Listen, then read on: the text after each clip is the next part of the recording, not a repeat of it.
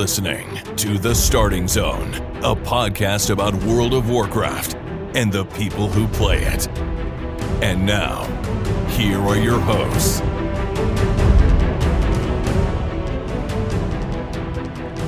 Well, hello and welcome to The Starting Zone, the podcast about World of Warcraft and the people who play it. Today is June 21st, 2022, and my name is Spencer Downey. Thank you so much for listening and subscribing to the podcast. I'm joined today, as always, by my co-host Jason Lucas. Jason, how are you doing on this developing Tuesday?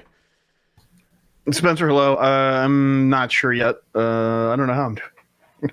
We got a lot to talk about today. All of a sudden, it was mostly a pretty slow week, honestly. I mean, well, there's some hot button topics to discuss about stuff around the game, but it's really not anything that we haven't been talking about on the show for months now.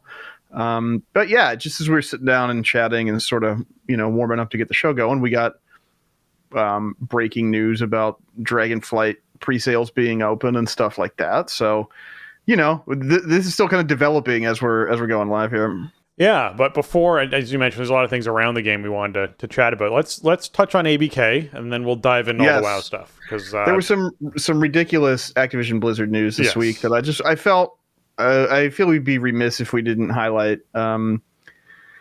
It is ridiculous. Yes, Activision Blizzard announced the results of their own internal investigation, and their board of directors claims it has found no evidence to suggest that its senior executives and its own members ignored or downplayed gender harassment. Basically, the report is kind of this fluff that sort of says, well, our senior executives acted appropriately when presented with the information that they were presented with. And also we hired a guy who used to chair the EEOC, and he said that actually there aren't widespread culture problems with harassment and abuse in our company, and it's less than he would expect it would be for a company our size. So everything's fine, thank you. As you can imagine, after the last year plus, well, no, it hasn't quite been a year yet since the lawsuit went public, but it was also a result of a 2-year investigation prior. This stuff rings kind of hollow, and then you look at it in context of we're approaching the end of Q2. Activision Blizzard's fiscal year is the calendar year, so their fiscal Q2 is about to be up, and they have a shareholders meeting coming up. There are a bunch of things that shareholders are going to be voting on that the board wants to influence. There's a shareholder proposal to prepare a report about efforts to prevent abuse, harassment, and discrimination, and the board doesn't want shareholders to vote for this report to be prepared, believe it or not. So I think that's a big part of why they got out in front of this and said, no, actually, we're doing everything right, and there aren't big problems here. And when people do find out about things, that they act appropriately. It's because they don't want any more investigation into this topic, internally or otherwise. There's also a proposal on the table to elect a new candidate to the board that would be selected not by Activision Blizzard management, but by a rank and file employees of Activision Blizzard. And the board really does not want this to happen. So they don't want anyone put on the board. They didn't vote to go on the board. Yeah, they want their clubhouse intact. So they don't want the rank and file employees to have a seat at the table on the board. So this is all part of the charm offensive that Activision Blizzard management is kind of waging with shareholders. And also, if you'll remember, late last year, Bobby Kotick said, "You know what? I haven't been doing what I needed to be doing. Apparently, I'm reducing my annual salary from $875,000 to $62,500," which all of that in context is pretty weird, considering the text of this report, right? Well, I also, whenever we mention this, I feel it absolutely necessary to mention the bonuses Kotick received meant his actual salary was in the $6 to $8 million range, not 800,000. His salary, his paycheck, is not reflective of his compensation. Exactly. Right? Thank you. Yes, it's always important to mention that.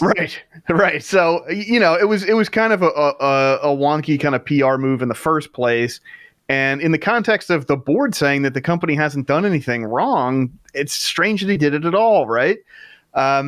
He's also eligible for potentially several $1 million in bonuses as early as next month if the board determines he's sufficiently made progress in improving the company's culture, which a report like this might lend some credence to, right? So again, this is up to shareholders to approve. So these are the things on the board's hit list that they don't want. They don't want the shareholders holding them accountable and restricting their compensation and their freedom to do whatever it is they're doing on the board of this company. So that's what this. If you saw stuff about this news story, in my opinion, that's what the whole thing has been about. Senior management at Activision Blizzard, the holding company that sits above these game development studios, shirking any kind of responsibility, saying that they've acted appropriately in these circumstances, and also having an outside person say, we don't have culture problems and our problems aren't as bad as other companies of our size. I think that stuff is hard to swallow at face value, and in context of all these other things as well, to me, it just doesn't add up. So it'll be kind of interesting to see where these proposals go. I don't really know. I know there are some activist groups of shareholders that are really tuned up about this and want to hold the board and Kotick accountable, but I don't know what kind of percentage of the overall shareholder base that represents. Probably not enough to really shift the behavior. So it'll be interesting to see what the shareholders think of all this and how it shakes out in another month or so here. Yeah. So the other reason why we wanted to mention this stuff, and I know not everyone's a fan of having ABK at the top of the show, and we have our reasons for it. We've talked about the reasons why we do it at the top of the show. But whenever they announce the release of something, typically it's tied to an earnings call of some sort. And so when we dive into the Dragonflight announcement, we'll probably touch base on the business side of that announcement a little bit as well. And sort of the predictions / theories on some of why this might be happening when it's happening. But with that, I want to dive into what's going on WoW this past week and into what's going on this coming week. So this past week in World of Warcraft, I killed Jailer. That happened actually just after the show that we recorded last week. So that was finally done. Mythic Jailer. Congrats. Thank you. We were like US 60 something or something like that. World 200 area. And it was one of those kills that I are hilarious to have happen because everyone kind of dies. Like we killed it the same way we killed Zymox, where everyone was dead and there were people in pods, and the people in pods kept the boss in combat long enough to let the dots kill the boss. Just because we had someone step in Defile at the very end of the fight, which essentially wiped everybody out at like less than 1%, and then we're all sort of waiting. So it was an exciting kill in that factor, but it's also one of those kills where, because we've been on it for so long, and it was so it felt very inevitable that it would die. It just took hundreds of pulls. It meant that it wasn't as exciting. Like, it wasn't like a "yay, I can't believe we did it." It was "oh, thank goodness that's over." Like, oh my goodness. I am so pleased that is done, and I can essentially like not log into World of Warcraft for a chunk of time without having to worry about missing raid or something, right? Like, that's what it felt like. Right. That's not really the feeling you want. It's not. I don't think. Yeah. Yeah. And so, we're doing our patron show on Friday, and we want to bring a question up for that, and we'll reiterate this towards the end of the show. But the question we want to bring up for that is going to be surrounding raid difficulty and tuning, and where people sort of feel where that's at. So we'll talk about the question later in the show, but just have that on your mind, because it's a very active conversation happening around the community right now as to these nerfs that are coming into the raid. Are they necessary? Are they not necessary? People are sharing back and forth as to, is this like a participation trophy of you just have to show up and then bosses fall over? Is that the difficulty raid needs to be? Or does it need to be, really hard and challenge people? How hard is too hard? How long is too long to raid? How many hours or too many hours that you have to require to do it, right? Everyone has different opinions on this. So we'll probably dive into that this week on the patron show for our question that we ask you guys, and have a bit more of a conversation about it then. So have that in mind and write down a question or two if you have something to submit for the patron call-in show. But yeah, for me, this raid tier was substantially too long. I think 500 mythic teams should be able to clear the raid in the first 2 to 2.5 months. That should be the benchmark that you're aiming for tuning. If within 8 to 10 weeks, 500 teams have not cleared your content, it is too hard, period, for what you're doing. Because then you're not designing for a broad enough player base, in my opinion, as far as what you're doing. And right now, just so everyone's understands where things are at, there are less than 300 teams that had killed Jailer. There were only 60 teams inside Hall of Fame, and there were inside Alliance Hall of Fame, and there were over 100 Alliance teams working on Jailer. So with only 60 Alliance teams in Hall of Fame, there were over 100 raid teams working on Mythic Jailer.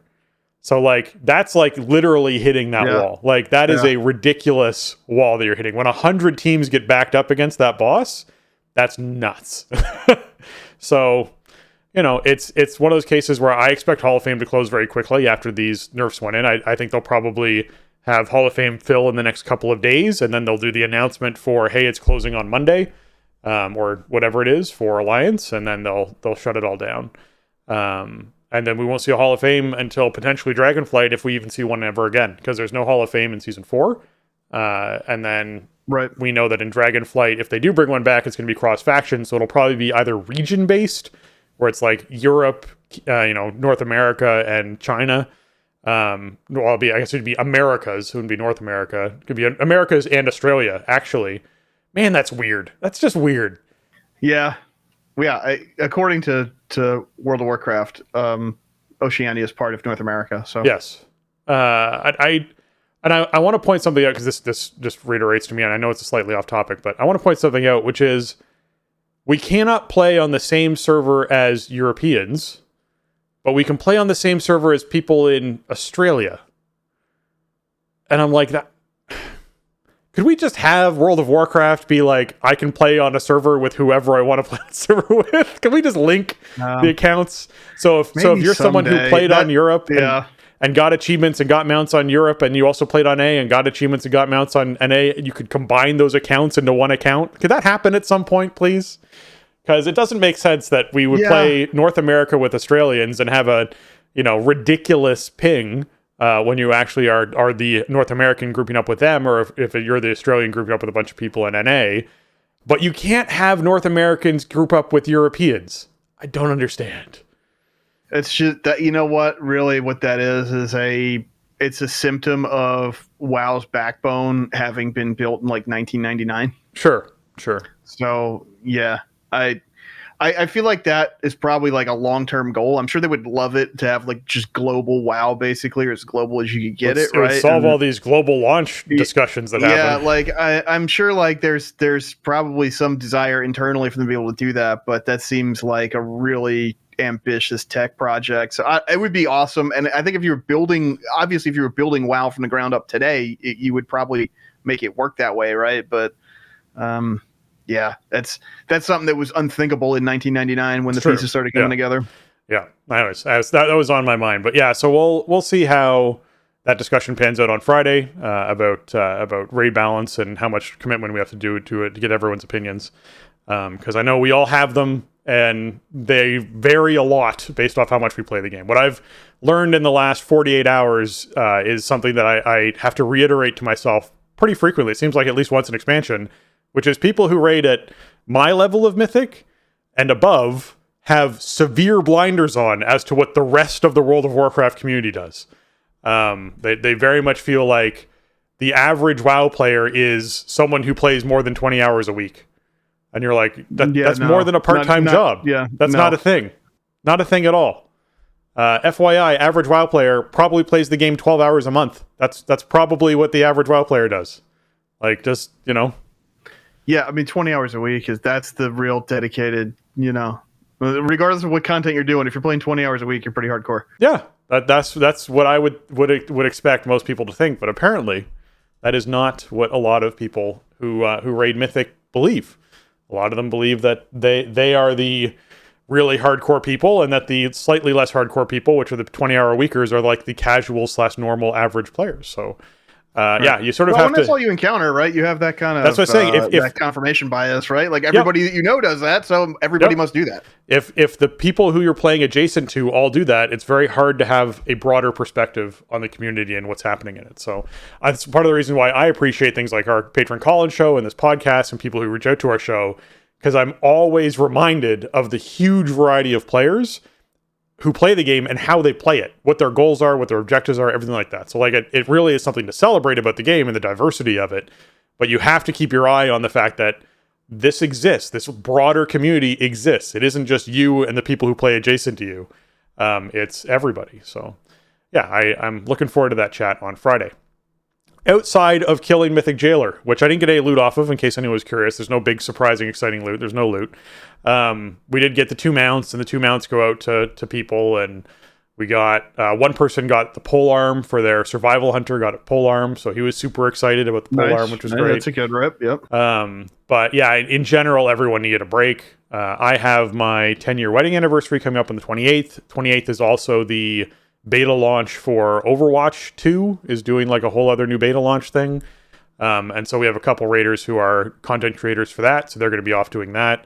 So we're actually off raiding until the 5th of July. Yeah, 5th of July is when we're coming back to start doing reclears and whatnot. Now, between then and now, we might do a heroic or a normal achievement run, just to get all the achievements out for the raid. We're sort of polling as to when that might take place. That'll just be a one evening event that sort of takes place and is for fun for people who want to participate in it and get the mount and get the achievements done. But yeah, as far as like official rating, our team was like, nope, we're taking at least 2 weeks off. So just enjoy the break for everybody. Right. Everyone needed it. So I'm enjoying the break. But how about you? What did you get up to this past week in World of Warcraft? Oh man, it was a pretty light week, to be honest, and not really in a positive way or way I wanted it to be. I talked last week how the week prior was sort of a week of endings, right? We finished Heroic Prague. I finished 3K IO. I finished the Zereth Mortis Zone achievement. Just, checking all this stuff off the list for 9.2, the full cycle. And it turned into like the follow-up week. Attendance was extremely light for all variety of reasons. I think some people are just pretty much checked out from this tier. They're just done. They got what they wanted, and that's it. Some people just have some other stuff going on and just can't make it. And some other people just need a little bit of a breather for a couple of weeks or whatever. But, up to me to keep it going. So it was weird playing with a real skeleton crew for the first time in a long time. Tuesday, we ran into the Halandris wall because the bug was still present. Planet Cracker was invisible in Phase 3. If your camera wasn't positioned in the exact right spot where Planet Cracker would appear. We died at like 10% a couple times. Yeah. I think it probably would have been killable, but it just didn't feel like it was worth the time investment, So it didn't get fixed until late Wednesday, like after our Wednesday raid would wrap up anyway. It was broken from the Friday before. It was broken for 5 days or like 6 days at or least. Something. Yeah, I think it was even. Yeah, I think it was like that Thursday, or I don't know when people first started running into it, but just sucked. I mean, Halandris overall, the tuning changes and stuff they made, it feels pretty good to do in Heroic, but yeah, we'll see. Maybe tonight we'll get back up to it and see how it goes. It sounds like it's fixed at this point. But that was frustrating. And then I log in Wednesday and I had literally 10 people. This is a group that was 30 players, I don't know, a month ago, maybe a month and a half ago. I had 10 people online at raid time. And didn't make sense to go look at Halandris. So the only boss left to do was Heroic Anduin. And we could not kill that boss with 10 or 11 or 12 people, as a couple, stragglers kind of trickled in. We just couldn't do it. I didn't have the right mix of personnel and skill and classes and throughput. And it really wasn't fun to spend another 2 hours dying on Heroic Anduin. I'm 3 healing for up to 12, and my healers can't pop Befoul barriers timely. I think it might be kind of an issue with healer comp more than anything. I think it's doable, but the personnel I had just couldn't make it happen. Dealing with 3 Grim Reflections with 10 people, that's a real interesting challenge, let me tell you. Basically what happened was by the time we were rounded out with 3 healers, 12 raiders total, those healers better have been shamans for interrupts.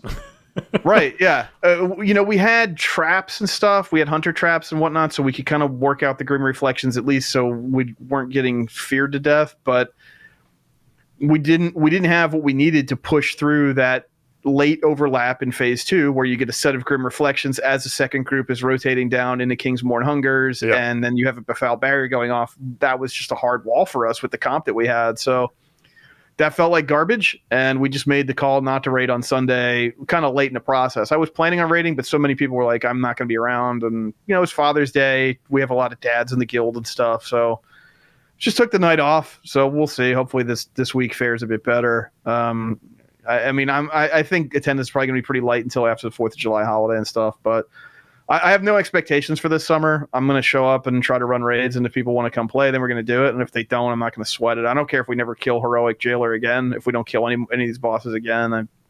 I got what I wanted out of this process. My character's pretty much done, except for stupid luck that you can't count on, like stuff coming out of the vault. Like I have no more goals really. Like we'll do an achievement run as season 3 wraps up, and that'll be it. I only ended up doing one dungeon last week because I just had nobody to play with, and I didn't feel like pulling teeth or there was what am I gonna? I'm gonna like pug dungeons just to say I did it. Like I got what I needed out of the Mythic Plus system at this point. Yeah, we had a 20. We didn't do it in time. Like we bombed the timer. It was actually kind of a hard week last week it was a bad Fort week. So, and we were doing Halls of Atonement, which like on a bad Fort week, Halls of Atonement's pretty bad. So that was kind of frustrating, but whatever. And really, this was the week prior, but I have 4 pieces of my hunter. I did the quest to unlock the weapons on all of my alts that are out in Zereth Mortis, all 8 characters. Everybody's got 252 weapons. Some of them have like off-spec weapons at 252 or whatever, or multiple options for like, two-hander versus main hand and offhand.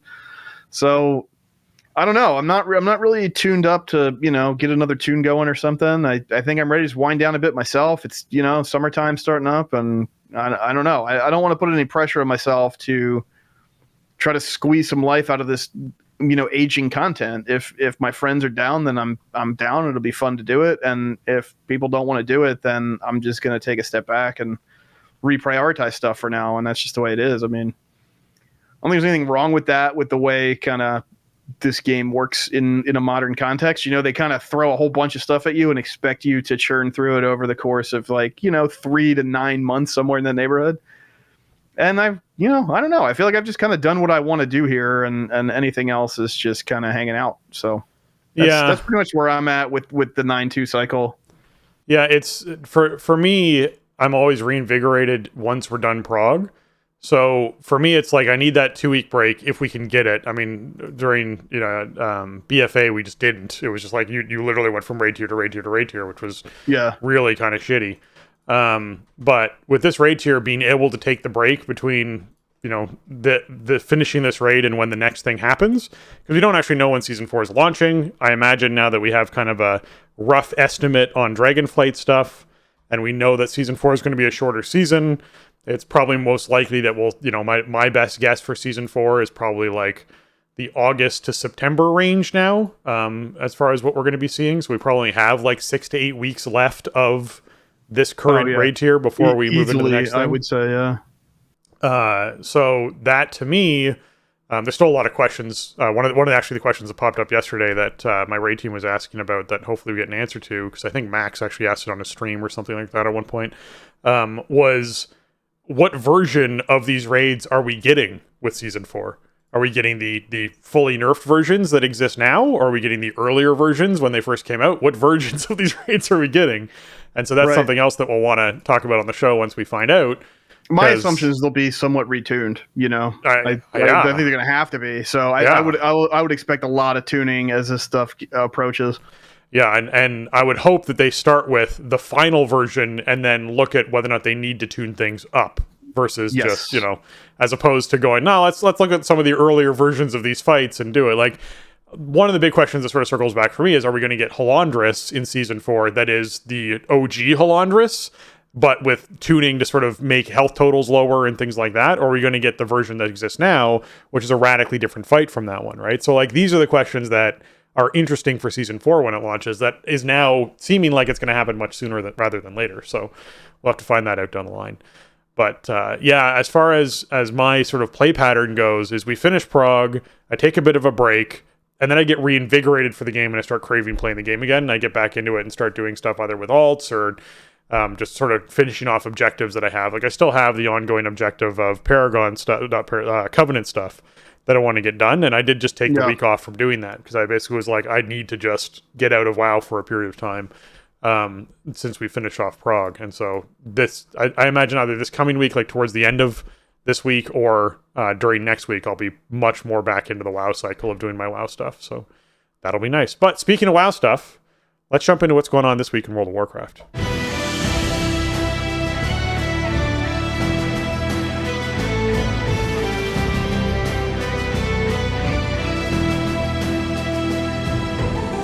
So if all the news that is coming out about World of Warcraft is getting you excited about playing the game, this is what's going on this week. The Shadowlands dungeon event is going on, meaning the Sign of the Warrior buff is up, so the final boss of each Shadowlands dungeon will drop additional loot on all difficulties except Mythic Keystone dungeons.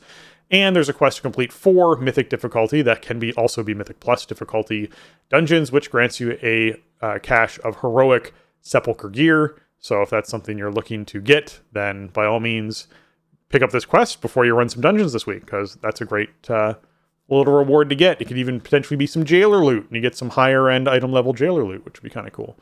It's amazing for like low gear characters, right? Because you can do low keys.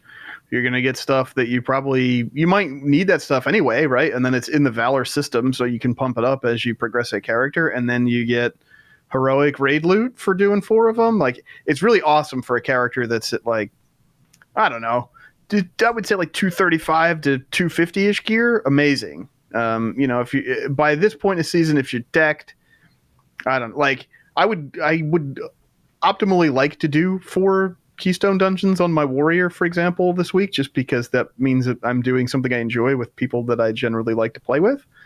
But I wouldn't be like, oh, I need to get that item because there could be something game-changing in there. Like, at this point in the season, we're 3.5, almost 4 months into the season. It's a little bit less appealing to, mains and maxed out characters. Yeah. Now, as far as the rest of the stuff you want to do in World of Warcraft goes, you want to go to Oribos, pick up a new deal quest, and pick up your Patterns Within Patterns quest once you get down to Zereth Mortis. And so when you do that loop, you can take advantage inside War Mode of a new deal quest to help your Patterns Within Patterns finish up quickly. The dungeons for this week are Plaguefall and The Other Side, and the PvP quests are Arenas and Epic BGs. As far as world bosses go, you got Mortanis up. Jason, which stuff does Mortanis drop? Which memories? So Mortanis, you got your fighter type class memories on Mortanis. So you got Guile Charm for rogues, Fugitas for warriors, and Kiefer for monks. So if you get a rogue, a warrior, a monk, and you don't know all of your memories, make sure to do the old 9.0 world boss this week. Yeah, for sure. And as far as the other world bosses go, you got Antros and the new world boss up inside Zereth Mortis, who drops the 259 eye level cloth head, leather feet and chest, mail, waist and wrist, and plate, helm, and chest. So if you need any of those, be sure you're heading out and killing Antros. And of course, Morgath drops that big anima hunk too. If you need some anima, kill off all the world bosses.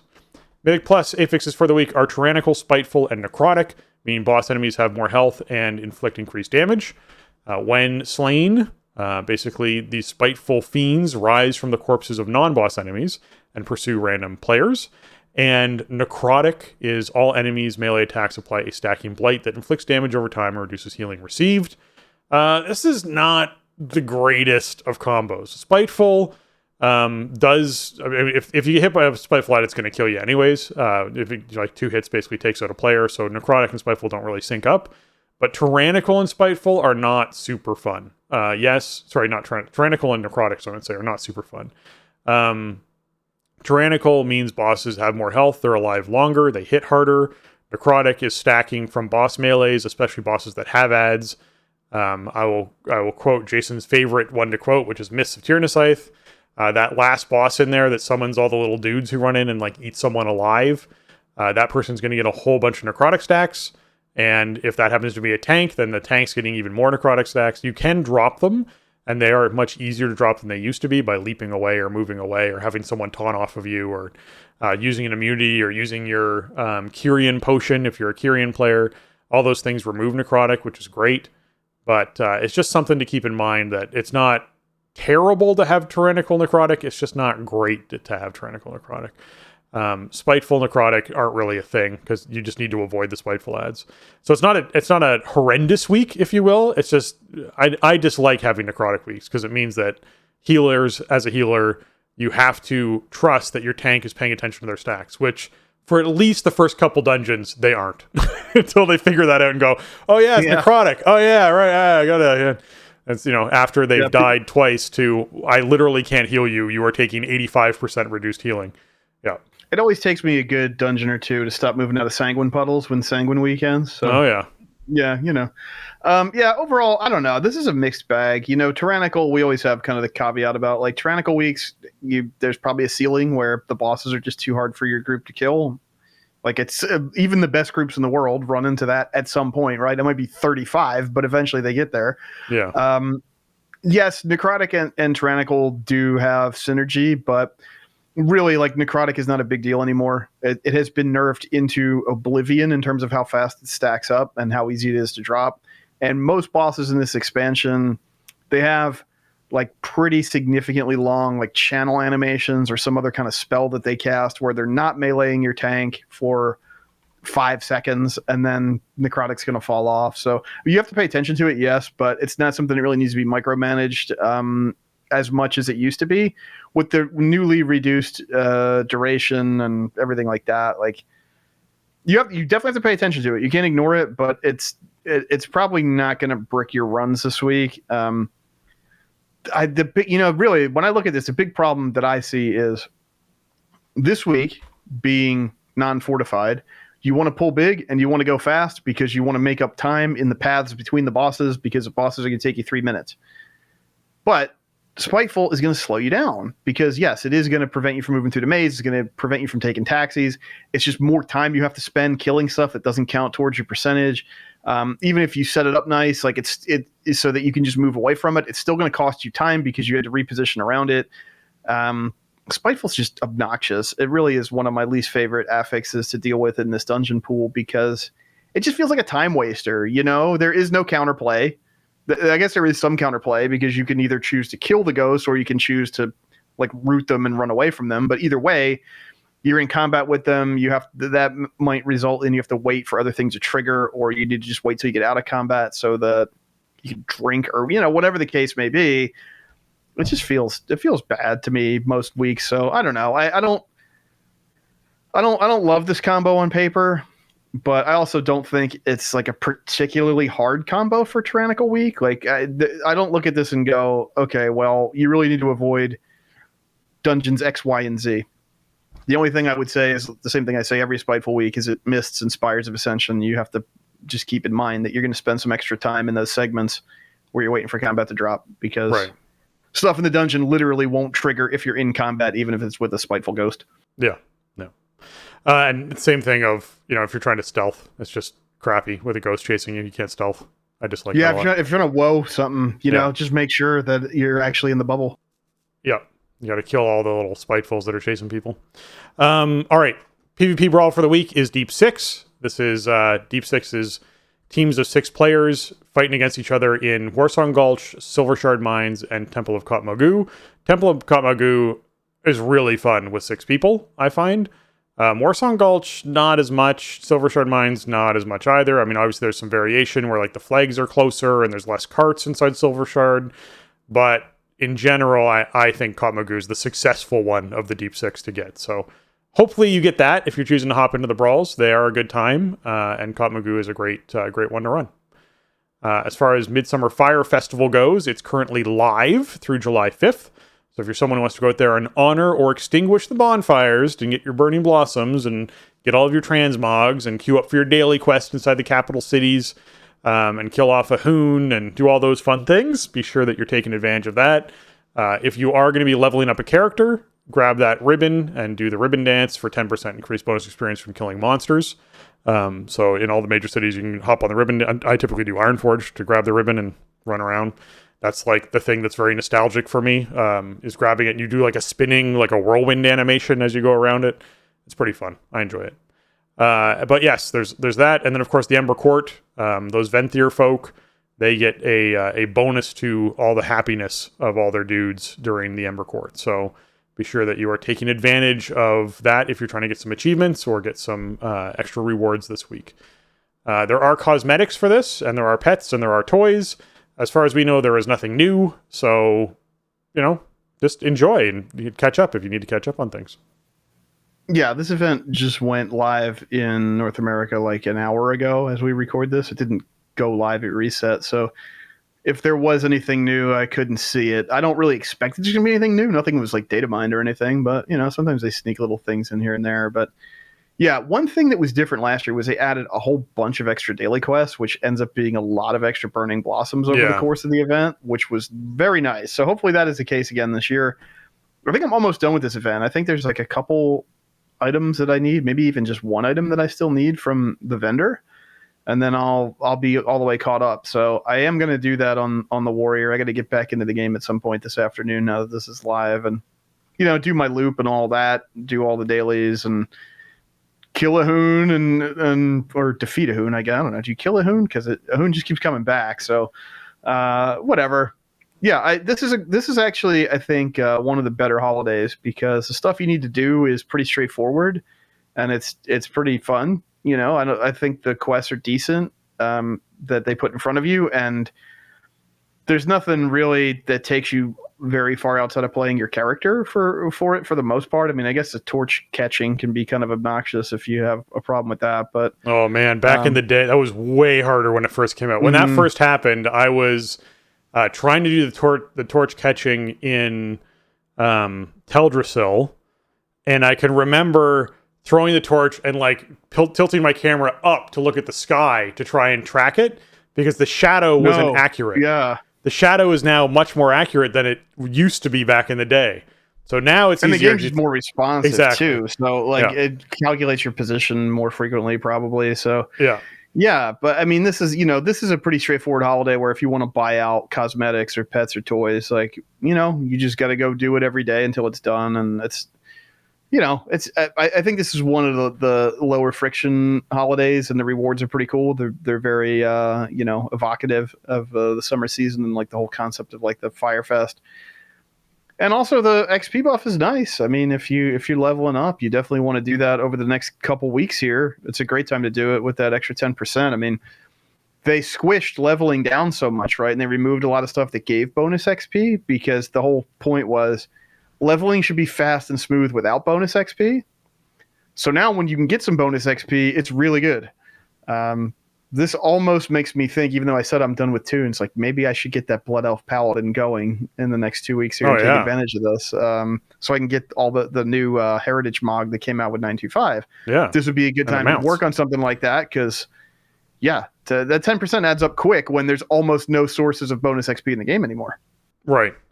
Yeah, and I don't think it does. This would overlap with a Darkmoon Faire, so there's a chance you can get double stack. Yeah. Although I think I remember from a couple years ago that you can't stack up both of the buffs. I think they overwrite each other. Right, but the buff from Darkmoon Faire would be better technically because it's also experience, and it's not just for monsters, it's experience overall. Mm-hmm. So if you start the grind now, right, on a new character, you can basically chain this into Darkmoon Faire and get Darkmoon Faire going off of it. Yeah, you'll be done by the end of that Darkmoon Faire. You'll be 60. Yeah, which is pretty cool. Okay, let's talk a little bit about some blue posts that happened and some hot fixes. Hunter auto attack bug. This basically was an issue that when you targeted a mob, it would just shoot the mob immediately. This wiped us on Jailer a whole bunch of times from our Hunter, who would just like literally, he would just left click once on the Jailer to target him as the pull counter was going, and the boss would come running at us. And so we made him stand in a corner and face away from the boss until we pulled the boss, is basically what we had to do to our Hunters. So fortunately, that's fixed. It's now something that should be resolved in the game. Wait, no. Linksy says, we're working on the auto attack issue and testing a fix for it. We'll let you know if our fix addresses the issue. This got resolved, and when you can expect to see it in game. Yeah, this just means that they're probably close because this has been going on for a while, so they obviously have known it exists, right?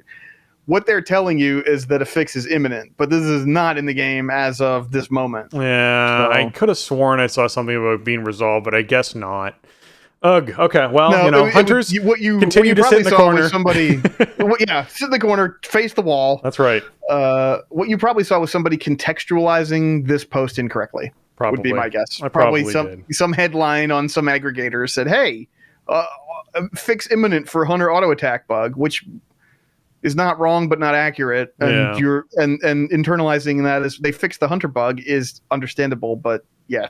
All right. Well, at least it's on the radar enough that they're willing to let community dev talk about it. Exactly. It's got to be close. Well, it's funny with bugs like this because they aren't typically acknowledged ahead of fixes, and so oftentimes players can go, "Do they even know this is a problem?"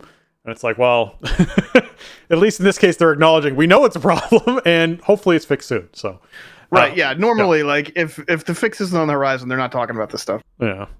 All right. As far as other hot fixes go, they basically it is no longer possible to see 2 Test Gray main NPCs in the Hall of Shadows.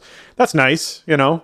I feel like that's a shame. That's like a rogue thing, right? Misdirection. Misdirection. Yeah, I was gonna go that way. I mean, misdirection is a hunter ability, but I mean, like the art of of stealth and of confusion. You know, that's it feels like it's okay if there's 2 Test Gray. I don't know where they were. It would have been cool if they were like different character models, like one was wearing one outfit, one was wearing a different outfit, like they just were entirely different Tesses. Would have been hilarious to me. But anyways, that got resolved.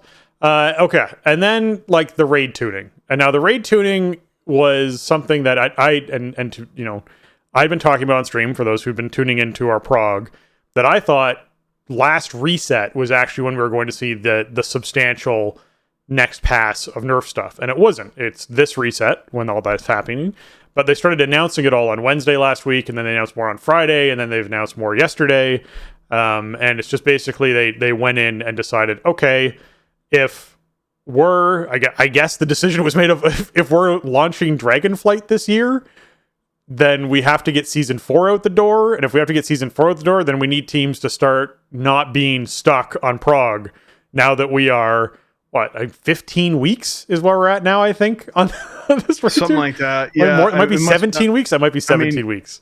We're a full Mythic Plus rotation through, and there's 12 different affix combos, right? And we've been a full week through that for full rotation through that for a few weeks. Yeah. So yeah, I don't know. This is week 15, 16, 17 of the season, something like that. Yeah. So yeah, they need teams to start actually finishing this raid tier and getting to something to consider for me that I always think about is farming mounts. Like, we have a 25-person roster. You get 2 mounts every time you kill it. It's going to take weeks to do that. You got to have a roster who's going to be around for those weeks to do it, and people who actually want to raid. So this is one of those cases where you're like, the clock's ticking. Let's start getting people through this raid so they can start getting their rewards for the efforts they put into this raid.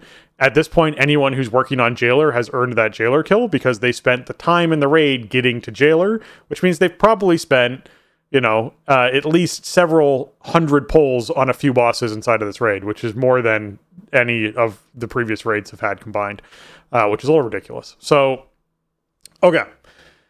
The nerfs. Lehuvium health reduced by 15% on Mythic difficulty. Resonating Cascade reduced by 90% on Mythic difficulty. Increase the cooldown on Guardian Atoma's Form Sentry Atoma on Mythic difficulty. So, Lehuvium right off the bat is going to die much faster. You're going to take substantially less. 15% is crazy. Like, it's a ridiculous health reduction. It means that sort of insane last phase where all of the Atoma are sort of spawning and you're CCing all of them, and you basically are just burning the boss before people's CC breaks and you sort of fall apart. That won't be a thing anymore. 15% reduction means that you will essentially be probably killing the boss by the start of that phase. So that's big. In a big way. Resonance Cascade damage reduction by 90% is just huge. That basically means that players who get caught in it or who are slow moving to it just don't die to it, which is great.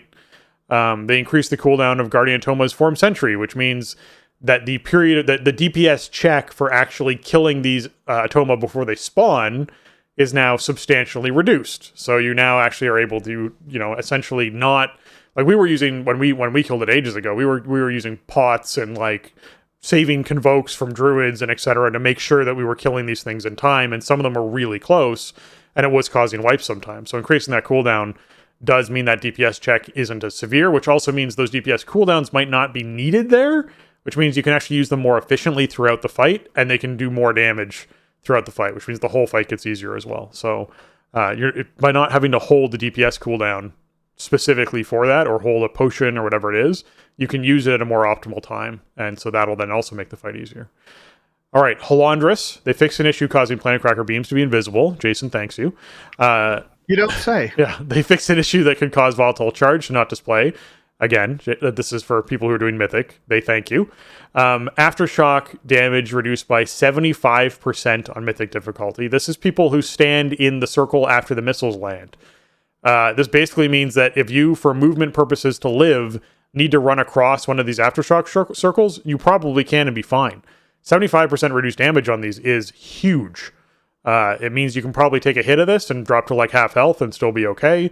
So players will be, I assume, either just standing in their missiles and doing damage, or less afraid to move out of things like Planet Cracker Beam by running through one of these Aftershocks, or running through an Aftershock to pick up a bomb. Planet Cracker Beam damage reduced by 65%, and its damage occurs less frequently on Mythic difficulty. So this is an interesting thing, because the damage being reduced by 65% means a player can probably take a tick of it and live, as opposed to just being annihilated with the first tick. And since they're making those ticks happen less frequently, it means that I think you can use abilities that increase your movement speed, like Tiger's Dash or Tiger's Lust on a player who's running through, or Sprint, to essentially move through a Planet Cracker Beam and only take one tick of it, as opposed to being ticked twice, is what I think this was going for, which means, again, it just makes the mobility on this fight substantially easier. And this fight was already substantially easier from its previous nerf, so they're really tuning this into being like if you chose to go the route to kill Halandris before you chose to go the right to kill Zymox, or whatever the other wing was, this is going to make it much easier for you to do that. Hopelessness and overconfidence duration on Anduin increased to 16 seconds on all difficulties, was 12.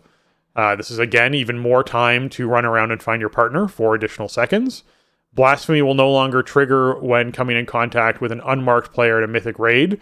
This is also massive, because people who come back upstairs from downstairs as Blasphemy goes out aren't necessarily getting marks.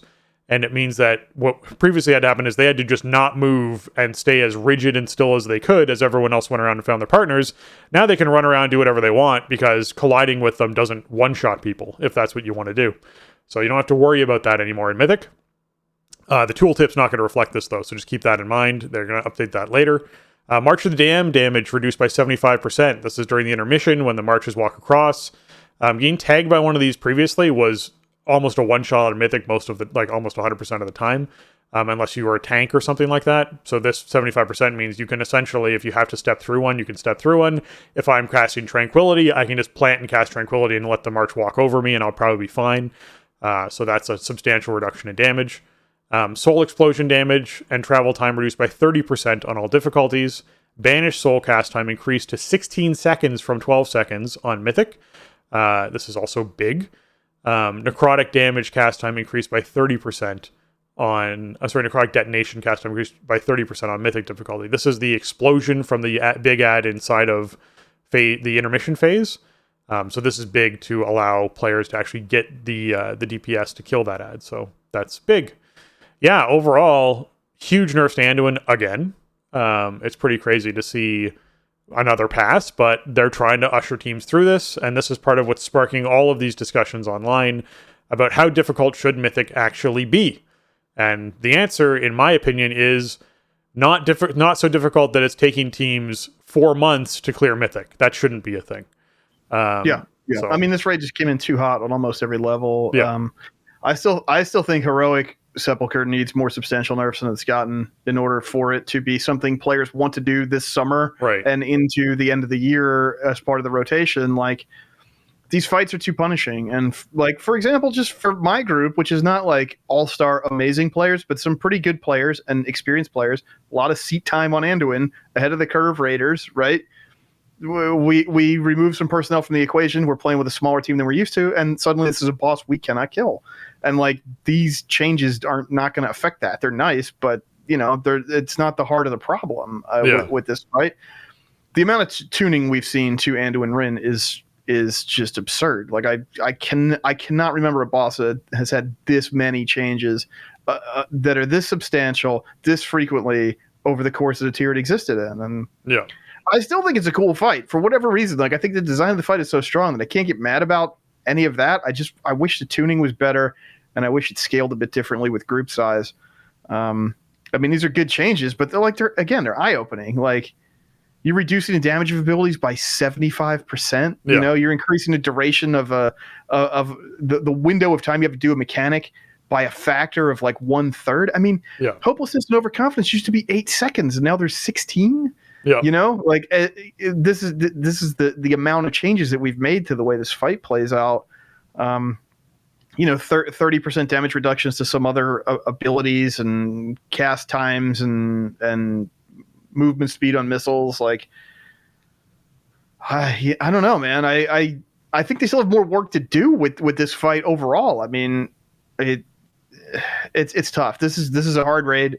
It's one of the hardest raids I think we've ever seen. Like, if you look at the state that this raid released in, and our relative power levels, having all of our stuff from season 2 shut off and not having access to any of our season 3 stuff yet, like, granted, it's hard to dial this stuff in without a lot of data. They don't get a lot of data from PTR, and it's dangerous to undershoot it. But shoot, man, I don't know. I want more nerfs to the back third of this raid. Still, just keep it coming. It has to be fun to reclear for teams. Like, it has to be something. It cannot be. And I think that's really the mission statement right now, right? It doesn't have to be fun to reclear a month after it comes out.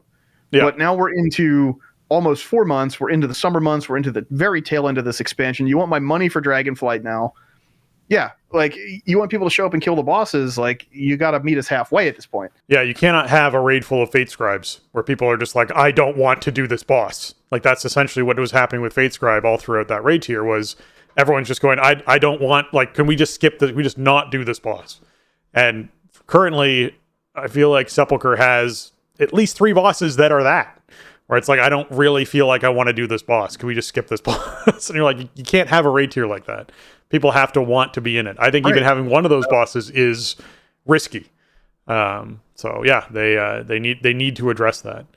As far as Rygalon goes, Dark Eclipse now targets 3 players on Mythic difficulty, down from 4, and Unstable Matter health is reduced by 25% on Mythic difficulty.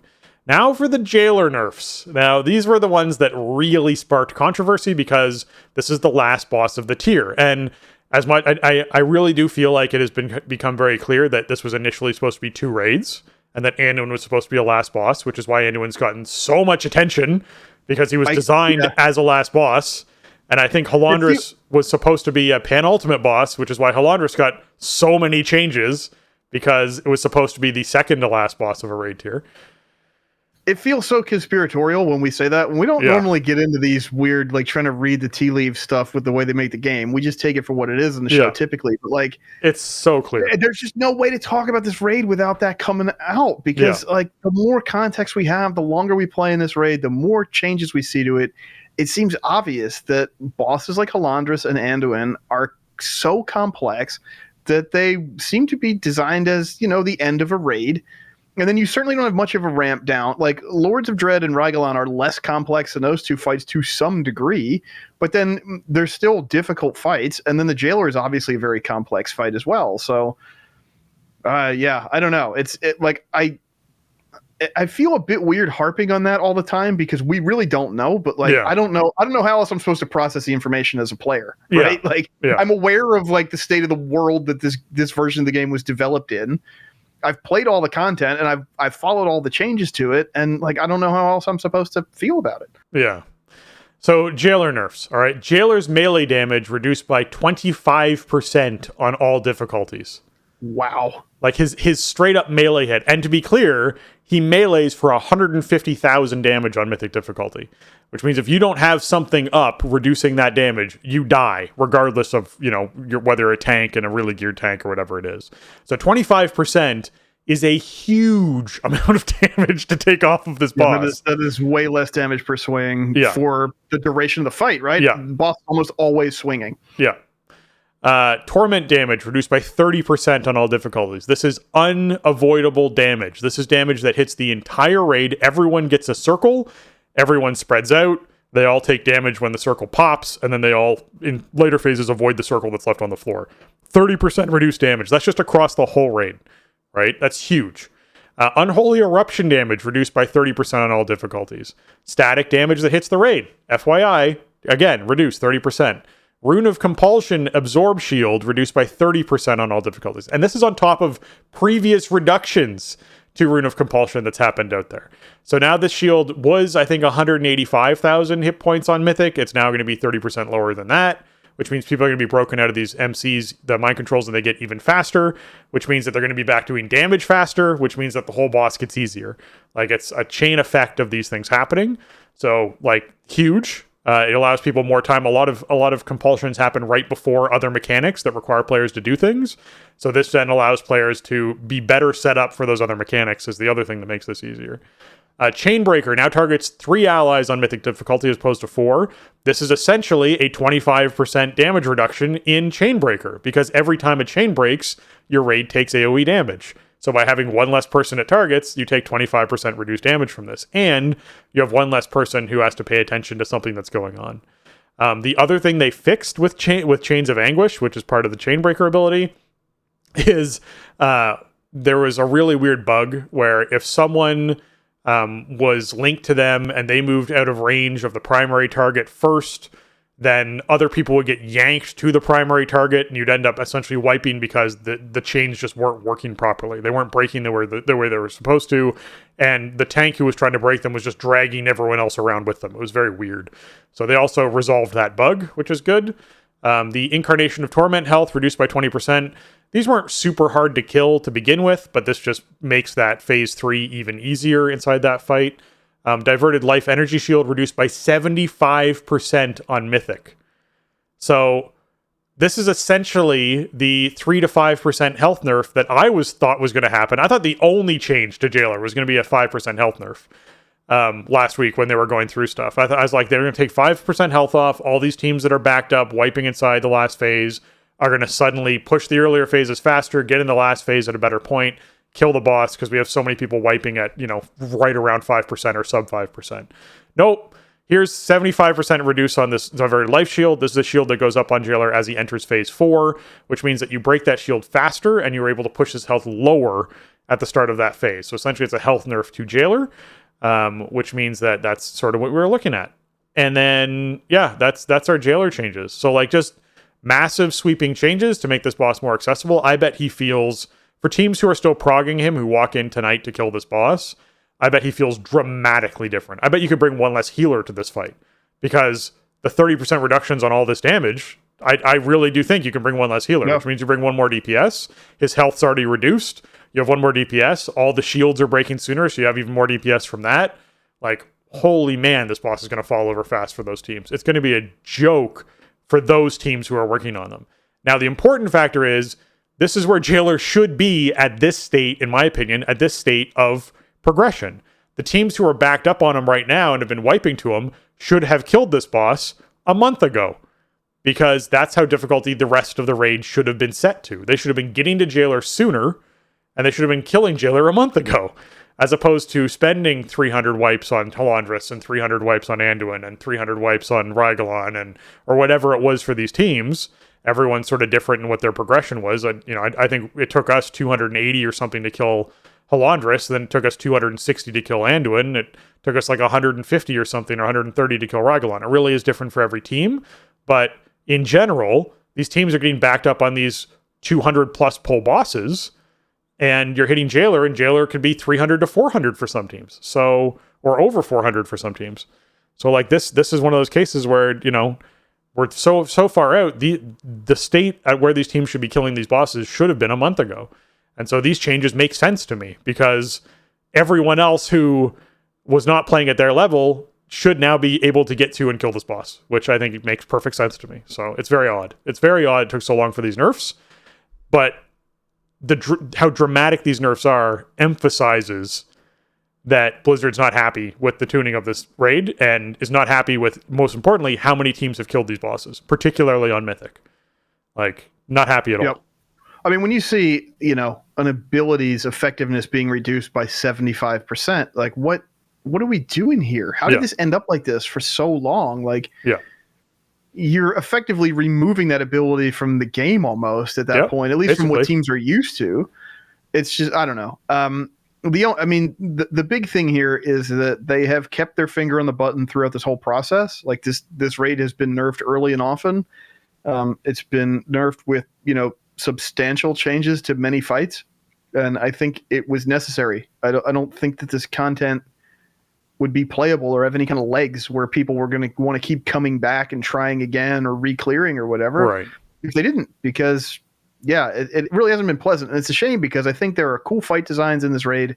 It's got a cool aesthetic. I like it a lot better than I thought I was going to in those terms, like at first glance, but there are so many fights that are just punishing to re-clear. They're not fun to prog on. And it's mostly tuning. Like these are elements of the fight that can be adjusted and moved around that then, reduce some of these pain points. And I don't know. I honestly hope they're not done. I mean, I think this is obviously a really hefty round of mythic nerfs, but I think normal and heroic still needs some changes in order to get us through summer and into season 4. I don't know if we're ever going to get to a point where Sepulchre feels like it's tuned properly for the state of the content, right? I think tuning means something different at a raid's release to a raid 4 months in to a raid 6 or 7 months in. I think the tuning goals should probably serve different audiences at those points of a raid's lifespan. Yeah. And now we're getting into that kind of 4-month window where it's like, okay, we've addressed all the problems that make the raid non-functional. Now we need to make the raid inviting for people to continue wanting to play the game and to participate in the content. And I just want to see him keep going. Just give me little tweaks like every week, every other week, man. I think we need it with a raid this big and this complex. Yeah, I do think I do agree that I think they can do more tuning. I feel like this is okay, we need to get these teams through the door and into farm kind of pass that we're seeing right now. And I think there'll be more of, where are the hiccups now, right? This is the really big sweeping changes, and then they've got to sand out those rough spots, right? So this is the first big pass, and I think then they'll go through and go, all right, maybe this ability still needs to be tweaked. Maybe on Anduin on Heroic, they need to have one less of those shades spawns so it's easier for interrupts. Or maybe we need to make their cast time extended by another 50% so that it's easier for smaller raid sizes to be able to get those interrupts, right? Like that to me is one of those really crucial changes that has been a problem since Legion. Warlords is where I started first noticing raid scaling not lining up with specifically interrupts being really bad, where they're like, no, we're still going to spawn 3 ads. I mean, there's only 10 people. We're still going to spawn 3 ads, and they still have a 1-second cast time, and they still cast every 8 seconds. And you're like, okay, but you need 9 interrupts to do that, and you have 10 people in the raid, and not all healers have an interrupt. So what are you doing? Like, and half your raid's downstairs. Like, how are you supposed to manage this? Falling apart there, right? Yeah, we need 2 ads or something. You know, that needs to scale with group size. And, I mean, I've talked about the problems with scaling with group size in Sepulchre in the opposite direction a lot this tier, because I was running with a huge group, and we eventually saw fixes to the scaling on certain mechanics with group size to make them more palatable to large groups, but that took a long time, to the point where like many groups were no longer large, right? It's just, we see those numbers changes, we see issues around how those numbers scale with group size, but we don't see mechanics adjusted a lot to account for group size. And that feels really bad on something like Anduin. And I wonder how, teams that have progged on that boss with 10 or 11 people, like how did you do that on Heroic? Like, what has that ride been like, especially with all the tuning changes? The fight is way easier now than it's ever been at any other point in time. And it's still a huge wall for a very small team because you don't have options. You don't have enough different classes and enough different bodies in the same place at the same time to react to some of the mechanics. So I think these are lessons for the future, for Dragonflight raids and beyond. Like, I think these are the things that really stick out to players and that feel bad on a week in, week out basis. Yeah. Okay. Let's move on from raid tuning and stuff. We're going to dive a little bit into Dragonflight here, because as we were starting the show, Blizzard decided that they were going to announce that the pre-orders were up for Dragonflight. Currently, pre-orders are up for Dragonflight. You can go and get it. And part of this pre-order announcement, which has Jason and I a little sus, little not trusting, we don't really believe it too much, was that Dragonflight's going to be available on or before December 31st, 2022. the end of this year, which puts them 6 months and a week away from Dragonflight being live at its latest. Typical beta periods are 2 to 3 months. There's typically an alpha period before that, which means alpha's got to be coming out sometime in the next few weeks, because just timeline-wise, they need to get that into people's hands. They're going to need a robust beta, because they're going to need people testing a lot of these new systems and a lot of the new talent trees and a lot of the new everything that's coming inside Dragonflight, including a new class, the Evoker. So they're going to need to test all of that. So they are going to need that beta period.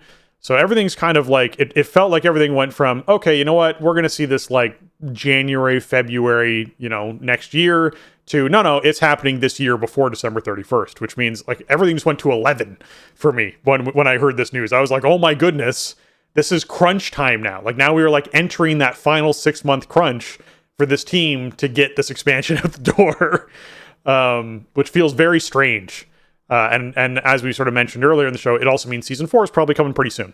They can't be that far out. We know it's going to be a shorter season, so it's probably a couple months away, most, like 8 weeks away at most for season 4, if this is all true. And before we dive into all of the little details about this pre-order and what's happened to the pre-order, we mentioned at the top of the show that there's some business decision stuff that happens around this sort of thing. And there's a lot of tinfoil hatting that we end up doing when this stuff happens. We don't actually know the reasoning behind, because they never tell us why they chose to announce this when they did. But we had the reveal for Dragonflight 7 weeks ago, I think is what it was. And we are now... Oh, yeah, 7-8 weeks ago. 7-8 weeks ago, yeah. 2 months ago. 2 months ago. And that was still part of quarter 2, as far as their business cycle goes. And we are currently in quarter 2 as far as their business cycle goes. And now they're announcing out of the blue, not attached to that announcement, that pre-orders are now available. Whereas typically you'd see the reveal and then, hey, pre-orders are now available. So financially, this just doesn't make sense, which means something happened in the because they would have just attached them together, right? So something's happened in the last 2 months. And I think Jason had a good thought here, which is there were probably goals or objectives that they had to meet within those 2 months for them to feel like they can launch this thing this year. And so I guess they've met that and feel like, yep, we can actually throw this up and be launched this year. Financially, they were right ahead of a shareholders meeting for the end of quarter 2, which means getting pre-orders out there is a great way to bring in a whole bunch of income. They're also tying this together with some other promotional stuff that'll bring in some income, which we'll get to after this. So it sort of makes sense to do this right before a shareholders meeting. It just didn't make sense to separate this from the reveal unless there was like something critical, like absolutely critical, that they had to meet objective wise to have this launch this year. So I'm excited. This is good news for everyone to get new content sooner. Is something I will never complain about with World of Warcraft. I'm always happy to get new content sooner, provided that content is stable, enjoyable, listen to the community content, which is why beta to me is so critically important. Because with Shadowlands, there were tons of pieces of feedback that we gave them during beta that they did not listen to, and they chose to just go their own way and do their own thing. And it wasn't until 9.2.5 and 9.2 that we started to see them start to revert changes that were suggested in beta. So this beta period to me is really important, because seeing how they react to this beta period for Dragonflight is going to like really define what kind of expansion we're going to have. Whether it's a year of a slog with them not really listening to players, or whether they continue on the path that they've been on, which I have hope for, because they've been doing it for, consistently a while now, listening to players right away, making adjustments immediately, and making this an enjoyable experience.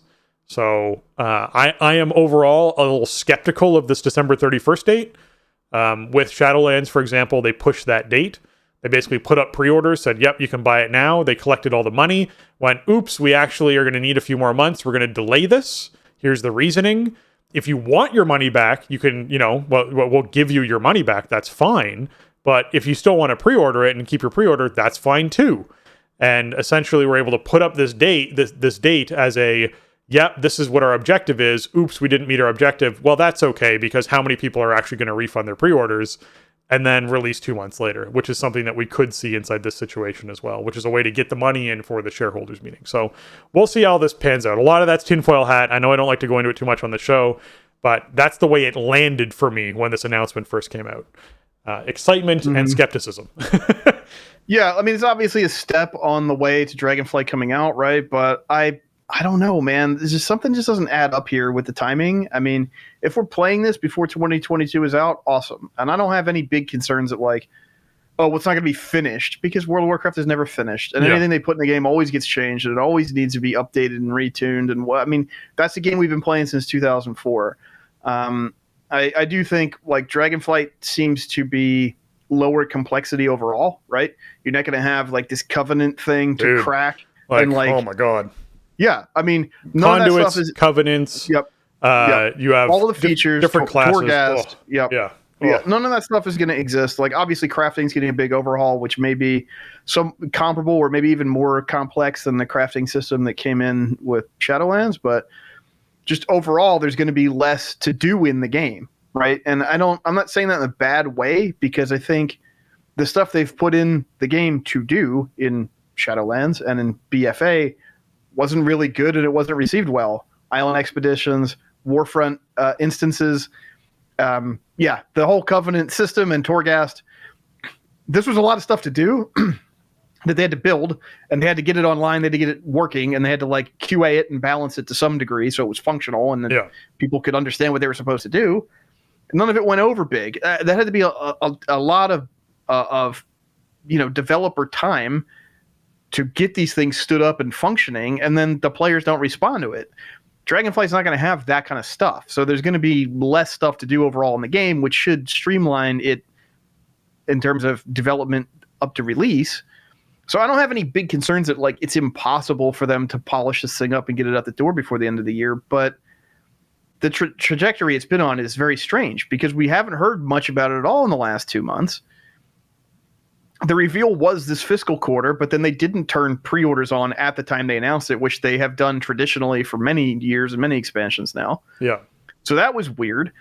And now, we have, like you mentioned, the fiscal quarter's ending, the investor call is coming up. Also keep in mind, Blizzard launched Diablo Immortal this month. According to what they're publicly reporting, they made at least $24 million in revenue off of it. But keep in mind, the launch in China got delayed for various reasons. Which is their main market. Like that China's number, the big market for this game. That 24 million would be at least double, in my opinion, had they actually launched there. Yeah. Yeah, it's peanuts for what their projections were for this quarter 2 release. Yeah. I have a feeling that part of the reason why Activision Blizzard is at the moment taking your money for Overwatch 2 and for Dragonflight is to offset these problems they've had with getting Immortal out the door in China, because they want their Q2 numbers to look good, and they can, they can kick the can down the road. Yeah. And how many people are realistically going to cancel their Dragonflight pre-order or pre-purchase, I should say. These are pre-purchases. Yeah. How many people are going to cancel and refund their pre-purchase and then not buy the game anyway? Probably not that many. Probably not that many people who are invested WoW players pay money for an expansion and go, well, this didn't come out in the window when I thought it was, so I'm not playing it at all. Especially Blizzard. How many Blizzard gamers are going to cancel, or who, like, Blizzard being the it's ready when it's ready company. Right. Like, right. Yeah. So I feel like they're willing to, if this gets bumped and they have to offer blanket refunds on Dragonflight pre-orders or pre-purchases, they're not really going to care, because the quarter 2 results will look the way they wanted them to when it counted at the end of quarter 2. Like, there's just no way it's cynical, but like, there's no way for me not to look at the situation like this. Yeah. Dragonflight and Dragonflight's development are whatever they are. They have essentially nothing to do with the way the company sells the game. Right? Like, those two things are related, obviously. The company can't sell you a game that doesn't exist, and you can buy but not play a game that doesn't exist. But at some point, the game will exist and you will play it, and those things will converge one day, the way that you bought it and the way that you play it. I don't think that this news coming out today and these sales getting turned on today means anything in terms of what we can glean as players about what to expect. You know? We're not seeing blue text from the development team. We don't have tech alpha yet, although I can't imagine it's very far off. Yeah. All of these things will come into place. And I mean, hey, you know what? When Shadowlands was announced, they started taking your money that day back in 2019. Obviously, things changed between then and the end of 2020, but they took your money, and then the release date shifted, and the scope changed, and things happened, and the project shifted in some ways. This is the reality of a live service game like World of Warcraft to begin with. I think having a more limited scope for what the game is going to entail is probably their ally in this case. And yeah, I don't know. I mean, we'll see what happens. I mean, what I want to see is a playable alpha. Yeah. And what I want to see is, a beta that progresses in a way that makes sense, where the developers are not getting slammed on the same stupid decisions over and over again, that they put their back against the wall and say, we're not changing. I don't want another Shadowlands beta. That was not an inspiring process to watch unfold, right? I mean, eventually we'll be playing Dragonflight, and until they're willing to put a release date on the thing, then it doesn't matter to me what else they're doing around it. Like, I'll pre-purchase the game and I'll be ready to play it whenever they decide that is. But my overall excitement about this piece of news is relatively muted. I don't think it really means anything to us as players in our day-to-day for the next many months now. So yeah, we'll see what happens. Other than we might change what we're playing over to beta or alpha sooner is really what it's saying for us. Yeah. I don't know. I just separate this so much from the development of the game, right? Like, yeah, this is PR and this is marketing, and this is not game development, and this isn't the game. So yeah. No. I don't know. It's hard for me to be like excited about this news because it doesn't indicate anything about the game content itself. Right. All right, so for those who are interested, there are 4 versions of the game coming out that you can purchase. There's the base edition, the heroic edition, the epic edition, and the collector's edition. The collector's edition, for those who like those box copies, is available on the Battle.net gear store. If you want to go to the Blizzard gear store, the new gear store that they put up, it's available there. Each of these versions obviously have increasing costs, and they all have different advantages they come with. The base version, you get basically the base game plus a pre-purchase bonus, which is a pet. And then with the heroic version, you get a mount and an additional pet. And then with the epic edition, you get a mount, the additional pet, and a Hearthstone with a unique effect, as well as a transmog for your helm and some transmog for wings. Basically 5 different color variation of dragon wings that you can put on, like how they have the backpacks for your character, plus 30 days of game time with that epic edition as well. And then, of course, the collector's edition has a whole bunch of stuff in the box. So overall, like, this is pretty standard as far as we get to see. The biggest thing is the pre-purchase gets you that pet, and then you only get it when you pre-purchase, which means they are incentivizing you buying at least a version of this game early, because you'll get this unique pet that you can only get from that, which is Drax Battle Pet. It's this like little dragonkin kind of dude, sort of like assistant helper guy who'd follow you around, that version of the pet. So if you are something to pre-purchase, that's fine. Now, you obviously have a lot of time to pre-purchase because we don't have a launch date yet for it yet. So you don't have to rush to it today if you don't want to. You can wait, say, till Q3 just to, thumb your nose a little bit if that was their plan. You can feel free to do that. But do it like the day before whatever the release date is. That's a pre-purchase. Yeah, it is still technically a pre-purchase. And you can get that bonus that way too. And then Jason also mentioned sales that are happening, right? So the summer sale is currently starting up as well. This is a sale on all versions of World of Warcraft, but most importantly, and things that you might care about, is the character services. There is 30% off game services, basically, that's going to kick in. So this is going to be valid through July 4th. So you basically have like the next, 2 weeks, almost 2 weeks to be able to take advantage of this. Yeah, it's like a 2 week sale. Yeah, you'll get all the character services 30% off. They're going to do 50% off pets, mounts, toys, and transmogs, and they're going to put out like a pack with a bunch of mounts and pets and stuff in it that's reduced as well. So all of that's going to be happening as part of that sale. And there's something new that I wanted to mention, and I feel like this is them trying to appeal and ease my broken heart with this expansion. They have created a Lil Ursoc pet.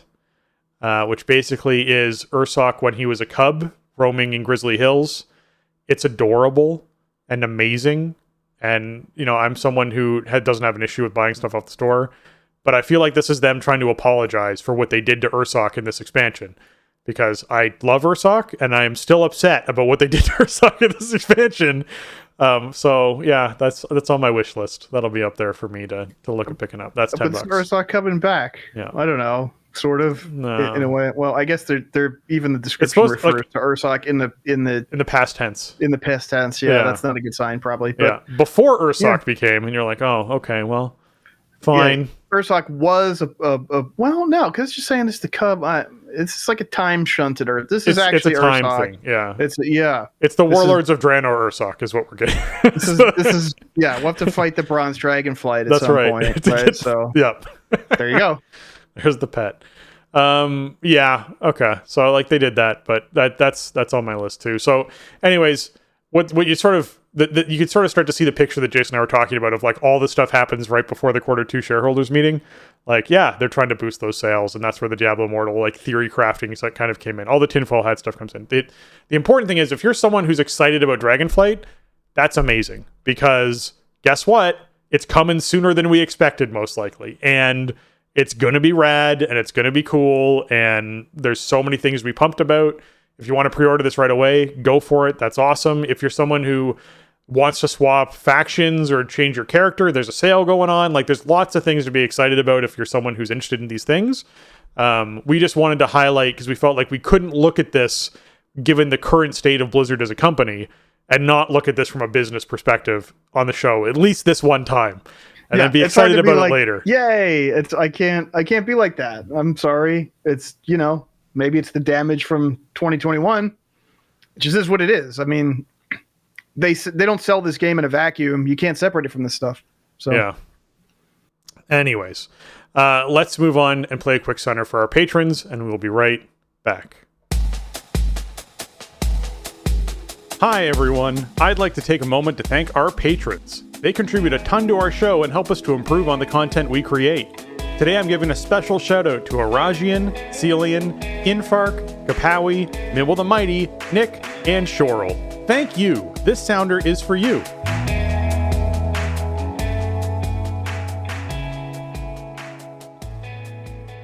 Our Patreon can be found over at patreon.com/thestartingzone, and a big thank you to our newest patron Robert M. Thank you so much. This money really helps out our show, and the support is always warranted for all of our funding. It always goes towards all of our funding for our website hosting and and primarily the hosting costs associated with posting large episodes of audio files on a regular weekly basis, if not, multiple times a week. This week, for example. Yes, this week, for example, will be this plus the Patron Call-In Show. So that's scheduled for 8:30 p.m. on the 24th of June, for those who are curious. That's 8:30 p.m. Eastern Time, and that will be us asking you all how you feel about the current state of tuning for raids inside World of Warcraft. Do you feel like the raids are appropriate for your team, or like teams are spending too much time, or it's too difficult? And how difficult, I guess I want to chain a question onto this, which is, how much of a barrier do you think words like mythic and heroic are for you as a player? Do you see the word mythic and go, I'm never going to touch that? That's just way too hard for me. And is that okay? Is that okay with you as a player? Right? There's a whole conversation happening about this in the community. And I think it's important to note that a lot of the people who talk to us on the show and listen to the show make remarks like, you know what, you guys made it feel like I could get into doing Mythic Plus. Like, I'd always looked at that and felt like that was just going to be way too hard for me. But you guys sort of help explain it and help us through it. And I've tried Mythic Plus and I'm really liking it. And I do feel like words like mythic just create this obscure barrier for a lot of the player base, and go, oh, I can't touch that. That's not the level that I play at. I'm not able to do those things. And I do wonder a little bit about how that feels for a lot of our listeners. So let us know what you guys think about the state of raid tuning, and even just how you feel about the difficulties in general. So yeah, let us know. Yeah, I'd be really interested to hear if anybody was like, man, Sepulchre was great when it came out, and they nerfed it way too much, and now it's not fun anymore. I haven't heard that from anybody, but if that's your experience, let us know. Yeah. And as far as our 5-star reviews go, they really help out our show. If you can head on over to your iTunes or Apple Podcast and leave us a 5-star review, we really appreciate it. They raise us up those charts. And we got one here from Groom entitled Very Polished Professional WoW Podcast. It says, I enjoy listening to your podcast. It is very professionally crafted with the sound levels, the information that you all give out. And it's nice listening to you both because it's like listening to some fellow friends. Definitely my favorite WoW podcast. Well, thank you very much, Groom. I hope I'm saying that right. I think I am. I don't know how else you'd say that, but or I would Grum. go with the long U sound. Yeah, it could be Grum, but I think it's Groom. Groom. Yeah. And so thank you very much for listening. We really appreciate the review. The review, like I said, helps us, sort of raise up those charts, helps more people find us, helps us get big guests. It's always fun when we can read these reviews here live and hear things that we're saying that help you out. And also, I love it when people comment on the audio for the show because I put a bunch of time into the audio. So it's always nice to be like, oh, yay, people think it sounds good. Yay. Yay, somebody noticed. Yeah, thanks for taking the time. Thanks for writing in. We appreciate having you. We're glad you could hang out with us on the show. Appreciate it. Yeah.